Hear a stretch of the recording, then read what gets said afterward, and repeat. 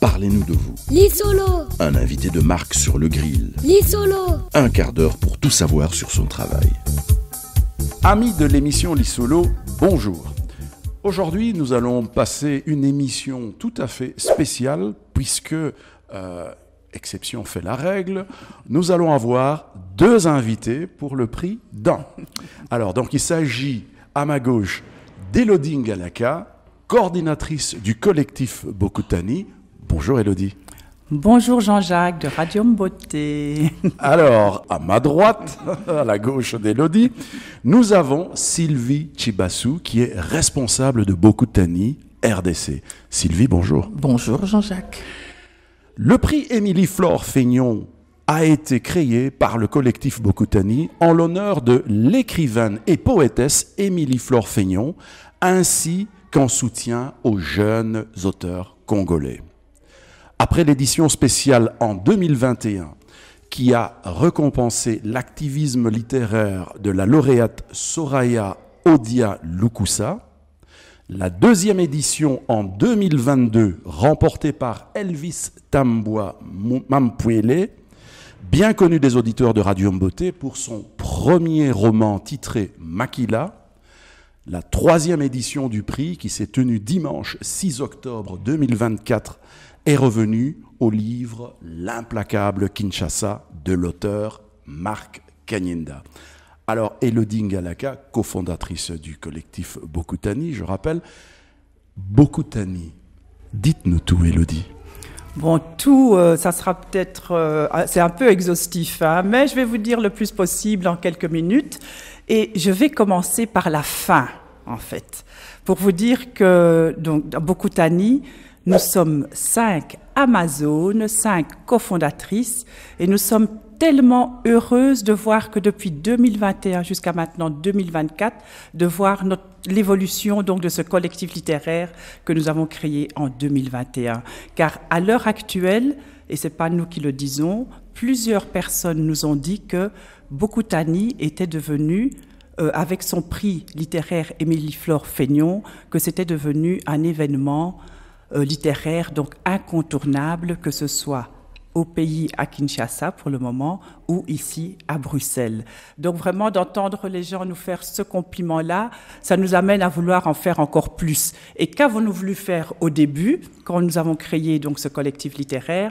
C'était, comme on a dit aussi pour le prix, c'était un soutien aux auteurs congolais, hommes et femmes, et nous avons créé le prix, nous l'avons centré sur la jeunesse, parce que la jeunesse c'est l'avenir, de 18 ans à 35 ans, et le prix c'est vraiment l'événement phare, mais nous ne faisons pas que ça, parce que notre soutien à la littérature se tourne vraiment vers divers projets. Nous avons avec Radio Mboté Mikanda, donc nous mettons à l'honneur des jeunes ou des personnes moins jeunes, plus matures, les écrivaines congolais ou d'origine congolaise ou qui ont un lien avec le Congo. Et nous avons donc, à part Mikanda, nous avons cette bibliothèque congolaise Bokutani qu'on est en train de créer petit à petit. Nous cherchons ici à Bruxelles encore un local où on pourrait mettre justement tous ces livres qu'on reçoit. On reçoit des auteurs, donc c'est vraiment formidable, qu'on achète aussi nous-mêmes pour soutenir les auteurs. Et nous espérons vraiment que cette bibliothèque va grandir. Voilà, donc c'est vraiment une aventure formidable. Et il faut dire que Bokutani, donc ça fait maintenant 3 ans. Nous sommes 5, mais à 5, ce n'est pas assez. Nous sommes 5 cofondatrices, mais nous sommes entourés d'une équipe de personnes formidables, de personnes bénévoles qui viennent nous soutenir. Et nous en avons encore besoin de plus. Donc, je profite d'être ici, à Lisolo, voilà, pour justement faire un appel, parce que Bokutani, c'est la passion de la littérature congolaise et c'est aussi une rencontre avec les livres congolais. Donc, tous ceux qui ont cette passion-là, tous ceux qui veulent découvrir les livres congolais, venez nous soutenir aussi par votre présence pour nous aider dans nos activités, dans notre organisation. Nous avons besoin des jeunes, des moins jeunes. Nous avons besoin de vos compétences dans diverses catégories. Donc, c'est vraiment un appel que je lance. Et un soutien financier, évidemment, puisque comme peu le savent, mais commencent à le savoir vraiment que le prix Émilie Flore-Feignon, il y a quand même 1 000 € ou 1 000 $ au pays qui sont remis aux lauréats. Merci Élodie. Et donc nous parlons ici du prix Émilie Flore-Feignon, dont Radio Mboté est partenaire. Et alors, cette cérémonie s'est organisée en 2 temps ou sur 2 branches. Oui. Une branche bruxelloise où nous étions présents et puis la branche quinoise qui s'est passée à Kinshasa. Et nous avons la responsable de cet événement sur Kinshasa en la personne de Sylvie Chibassou. Qu'est-ce qui s'est passé à Kinshasa exactement? Que des bonnes choses, de belles choses. Mais encore. Alors à Kinshasa, cette fois-ci, l'événement a eu lieu à la Gombe. On change, c'est notre 3e édition pour le prix. Et on l'a eu à la Gombe, dans un restaurant qui s'appelle le Gécolia. Très bon. Je vous invite à aller manger au Gécolia. Qu'est-ce qui s'est passé? On a d'abord eu une superbe surprise. C'était la visite de la marraine. Qui pour Émilie la première fois, Émilie Flore-Feignon, en personne. C'était fantastique parce que, bon voilà, c'est la 3e édition. Les auteurs de la première édition, de la 2e édition et là de la 3e édition, les 3e éditions, ils ont eu le bonheur d'avoir la marraine qui était là. Et donc ça, c'était quand même fantastique. Et quand on connaît maman Émilie Flore-Feignon, c'est un cadeau tout fait. Je confirme. De tendresse et de connaissance, de douceur, de tout.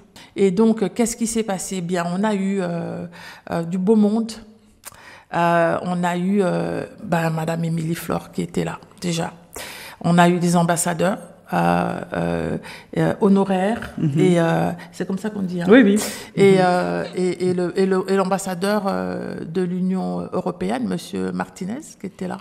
Voilà. Et alors, parlez-nous, puisque la remise du prix a eu lieu à Kinshasa. Absolument. Parlez-nous donc de ce prix, du gagnant, de l'auteur, oui, Marc Kaninda. Marc Kaninda, c'est un fonctionnaire. Ça qui est très important. D'accord.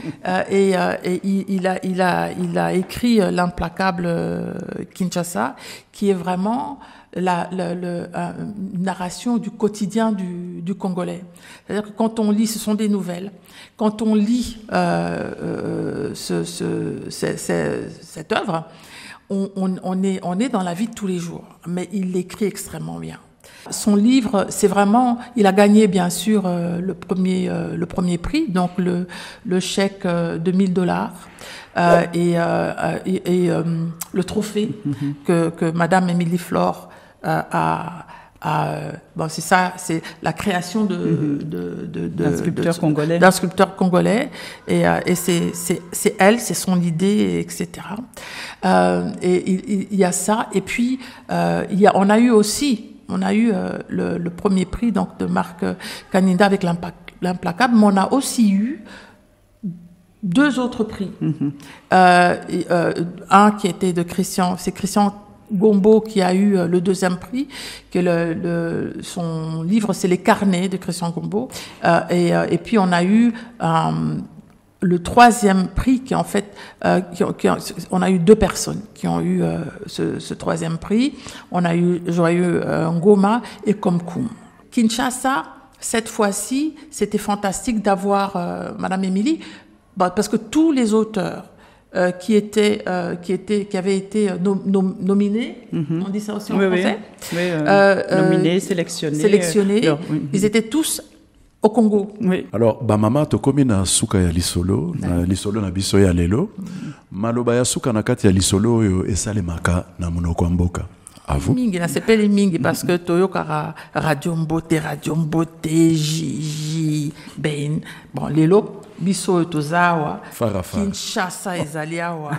Donc to sepeli makasi totalaka ba émission tozala un peu plus présent, mais to sepeli makasi ko kuta na bino bato Radio Mboté, toza merci pour boza simana biso. Merci pour nous supporter biso ko za ba partenaire tozo sambela tozo za ba partenaire mingi lokola bino. Voilà, chers amis, auditeurs de Radio Beauté, c'est sur cette belle parole, sur ce vœu que nous allons mettre un terme à notre émission de ce jour. Et comme d'habitude, si vous voulez réécouter nos émissions en podcast à l'infini, vous tapez www.beauté.info dans votre navigateur. Sinon, vous pouvez souscrire à nos différents réseaux sociaux que sont Facebook, Instagram et TikTok.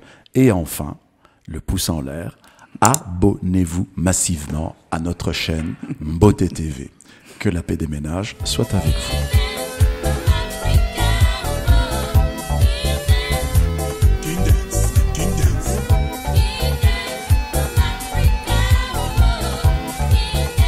Retrouvez tous les numéros de cette émission sur notre chaîne YouTube dénommée Beauté TV.